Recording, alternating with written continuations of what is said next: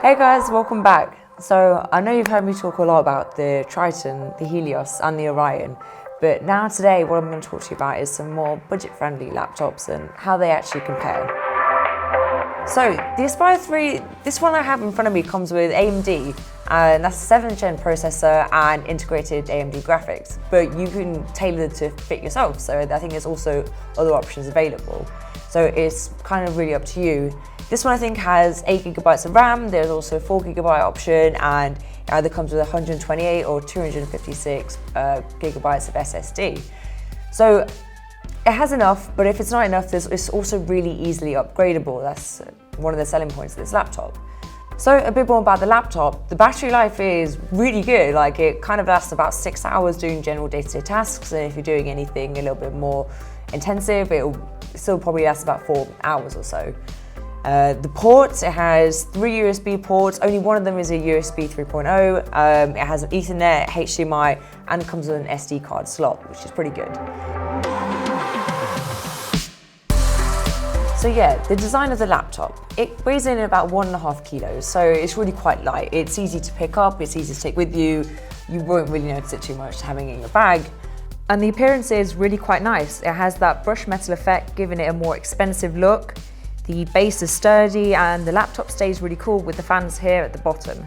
But the fans do work really well. They'll keep it quite cool, especially when you're doing more highly intensive work.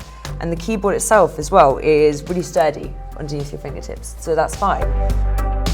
I'd recommend this laptop for your general work, whether that's at uni or at the office or at school. It's good for all of those kind of things, and also kind of creative content making. If you do video editing, graphic design, anything like that, it will be able to do all these tasks. And even in terms of games, you'll be able to play all your basic games just fine, and anything more intensive, you probably will have to put it on a lower setting, but you'll still be able to get the job done. The fans don't really get quite loud, they never really get too hot, so that's fine. But really, if you're looking to sort of take advantage of the graphics and a better color resolution, then you'll be looking at the Nitro 5, which is what I have to my right. So this right here is the Nitro 5, and you've probably seen it around before. You probably even have it at home, or you've just heard me go on and on about it. But it is a really great middle point, and that's how I'd probably best describe it. It boasts an 8th gen Core i5 processor, a GTX 1050 Ti graphics card, and 8GB of RAM. So it kind of comes with most of the ports you need. An Ethernet jack, it has a USB-C port, it has 2 USB 3.0 ports and 1 USB 2.0 port, and a HDMI. So the majority of things you really need. The battery life is also pretty good. It's not going to compare to the Aspire 3, but it has an i5 processor, so you're really not going to get the same amount. It's probably going to run at about 4 hours, I'd say, on your general productivity work, and then a little bit less, obviously, for your high intensity gaming. So let's talk about the design. It's 2.5 kilos, so yes, it's a bit heftier, but it's still not as big as a lot of gaming laptops. And let's be honest, it's way more equipped for gaming than the Aspire 3, so it's probably going to stay on the desk for the most part. But it's also light enough that yes, you can take it with you, because it's a laptop, that's what it's for at the end of the day. The appearance as well is really quite stylish. It has these sleek angled edges that are really reminiscent of Predator, with the narrow bezels and all this kind of brushed metal design. It has all these red accents throughout that aren't too glaringly obvious. It's more subtle, so it looks pretty sleek and stylish.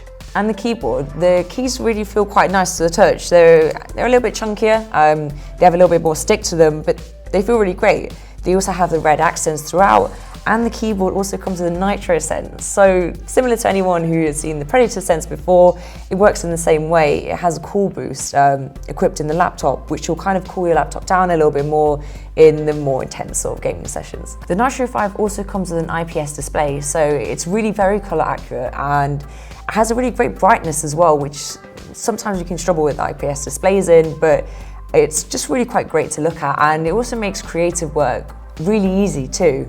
Generally, this laptop is kind of a perfect midpoint.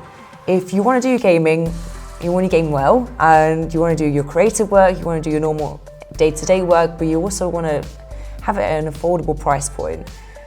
That's where the Nitro 5 comes in, and that's when I'd recommend it for you. So now the big question, how do they fare against my all-time favorite, the Triton 500? Well, I'm not going to be biased. but maybe I am. But really, it depends on what you want it for. The Predator Triton 500 is perfect all round. Obviously, it has great specs and fantastic performance. It will play every single game you have in max settings without so much as a complaint. But then again, that's probably not your priority. If your priority is just playing whichever game you want in medium to high settings and having a great laptop with great performance at a much more affordable price point, then the Nitro 5 is definitely for you. And lastly, maybe you're just looking for a laptop that will do what you need it to do.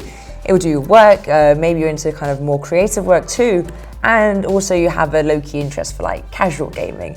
Then the Aspire 3 will do just that. It's at the most affordable price point here and it will do all these three things. Yes, it's not per se a gaming laptop, but you would be able to play games on it. So yeah, that wraps up my summary of how the more affordable laptops compare to the Predator range, and maybe it's helped you decide what one's better for you. So yeah, I hope you liked the video. If you do, please hit that like button and subscribe down below. Let me know what you think in the comments. And yeah, see you in the next one. Bye.